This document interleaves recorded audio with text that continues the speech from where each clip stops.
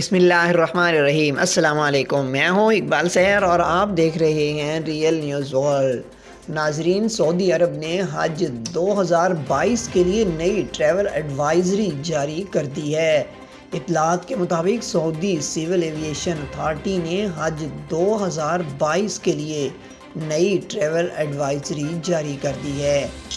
سعودی civil aviation authority حکام کے مطابق 65 یا اس سے زائد عمر کے افراد پر اس سال حج پر پابندی عائد ہے۔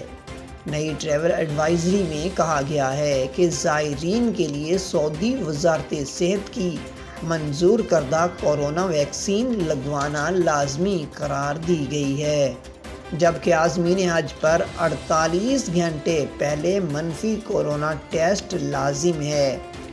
سعودی سول ایویشن اتھارٹی حکام کے مطابق پالیسی گائیڈ لائن کی خلاف ورزی پر ایئر لائنز پر سخت جرمانہ عائد ہوگا، جبکہ حج آپریشن میں فلائٹ سلاٹ کی خلاف ورزی پر بھی کارروائی ہوگی۔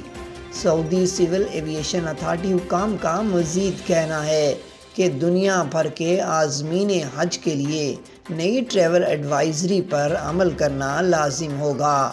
مزید اپڈیٹ کے لیے ہمارے ساتھ وابستہ رہیں۔ اگر آپ نے ہمارے چینل کو سبسکرائب نہیں کیا تو کر دیجئے، بیل آئیکن کو پریس کرنا مت بھولیے تاکہ ہماری نئی ویڈیو کا نوٹیفیکیشن بر وقت آپ تک پہنچ سکے۔